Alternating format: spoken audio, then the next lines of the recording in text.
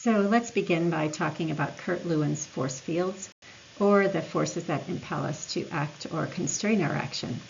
And the background really has nothing to do with Kurt Lewin or his force fields, but I thought it was pretty. So Lewin posits that we live and react to force fields in our life space. What does he mean by force fields?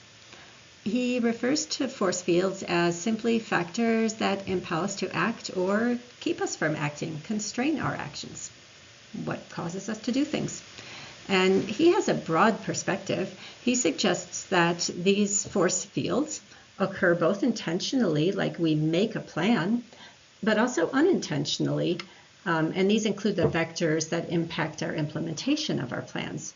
We all know that the old quote, life is what happens to us when we're busy making other plans. We know that the plans we make don't always, in fact, maybe usually don't materialize as planned. So these are force fields. And these vectors include both internal factors like our emotions, our somatic experience, what we're experiencing in our body that may lead us to act or not to act, and our thought patterns or our schemas. And they could also include external factors like situational things that impact whether we act or don't act, physical things like the weather, which might facilitate or constrain us from acting, or a situation in our world, and material factors that facilitate or constrain our action. So all of these are considered vectors that are part of force fields. The life space then is the stage on which the force fields act on us. And so we react, so if you can think about ourselves all engaging in an environment as if we're in a play, and in that situation there are all kinds of vectors pushing us in different directions. And that's called our life space.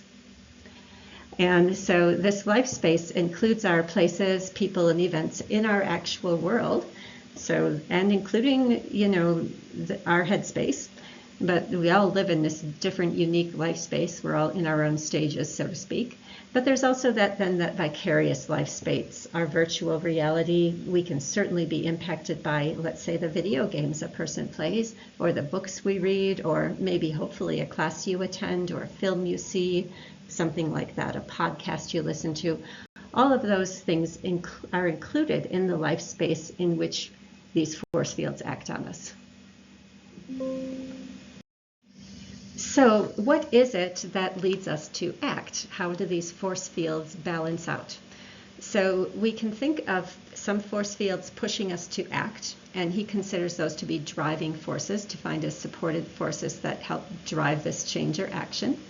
And then we are also having restraining forces pushing against action, factors that can complicate things and hinder whatever it is we're trying to do. And we vary. Some of us we vary in the extent to which these forces can influence us. Some of us are really not very influenced by these external factors or even by our internal factors. And others are really highly influenced by those. And we would call those who are highly influenced by these factors to be field dependent, and those who aren't that influenced to be field independent. So what does he mean with these field dependence and field independence? Well, these are pretty robust constructs, and people tend to have broad characteristics aligned to whether their tendency is toward field independence or field dependence. And so field independence, you're not that influenced by your environment. If you are like this, you're kind of walking in this world irrespective of what's going on around you. You have a good ability to separate details from the surrounding context. You might be more independent, competitive, and self-confident. Those factors aren't going to push you around. You would be likely to perform better in a certain kind of logic solving, that is, drawing a solid conclusion from a bunch of information. And you might be good at analyzing certain things, which is a certain way of breaking apart problems into logical components and drawing a logical conclusion. You might be good at paying attention to details, noticing little things in the world around you. You might be very good at learning things. Some sort of exercise or drill might be really good for you. Field dependence is a little bit different.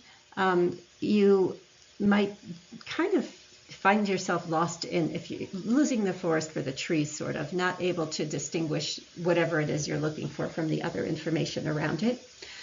A field-dependent person, because they're more aware of their environment, are likely to be more socialized, more, this should say empathic actually, rather than emphatic, so I'll make that change, and more perceptive of the feelings and thoughts of others, so more aware of that social environment. My Korean daughter-in-law would call it nunchi. You pick up, you have antennae, you pick up what's happening around you. You're likely to perform better in an inductive lesson in which you're understanding the implications of some big precept. And you would be really good with communication and things that require navigating in a complex world. I once had a professor, when I first learned this, say, okay, if you're going into a party and you're looking for someone in particular, and it's a big party and there are a lot of people, are you able to just zero in and block out everything around you and focus going toward that person without being distracted? Or are you likely to kind of get caught up in the other things that are going on, and it might take you a while to get to that person? And that initial professor described field independent as the one who can just zero in looking for that person irrespective of what's happening around him or her. A strange kind of test that we use to test this in personality theory is we give this little, we take this rod and put it within a frame. And so if you then go up and ask somebody, if the rod is vertical, the people who are field dependent, if you show them this picture, they'd be likely to say, yes, it's vertical, because they're basing it on the context. Within this frame, it is a vertical rod. Someone who's field independent would be more likely to maintain the verticalness of this rod in the external world, irrespective of the frame. So this is just a little notion of how the way we integrate the life forces around us can become part of who our personalities are, and you might be able to determine whether you're field dependent or field independent yourself. Another way of measuring whether one has an independent or dependent field style is to look at this embedded figures task. And what you're asked to do in this task is consider each of the figures on the left and which of the designs on the right contains that figure.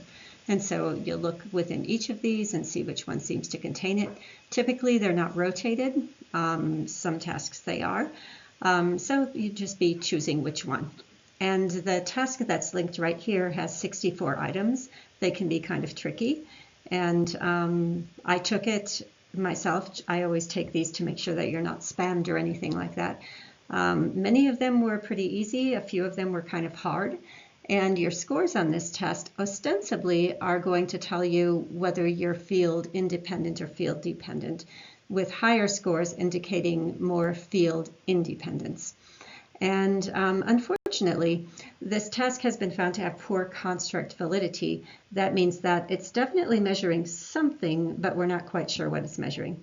I've linked this for you. I've not required you to take it, but if you feel like playing around with it, you're quite welcome. So what we're looking at then throughout much of this chapter, these 2 weeks actually, is cognitive style. And we can think of field dependence and field independence as examples of cognitive styles. By that we just mean one's way of operating in the world mentally. And this fits into that model we looked at in the very first lecture, Broadbent's model, in this location right here between sensing and perception. So the stimuli comes in, of course, through our senses, our somatic input and our thoughts. And then in the perception stage, we analyze, interpret, we make meaning, we store, and that's where our cognitive styles interfere. They describe how we make meaning of these things, how we store, how we analyze, how we interpret, which leads then to actions, reacting, recalling, self-regulating, problem-solving, learning.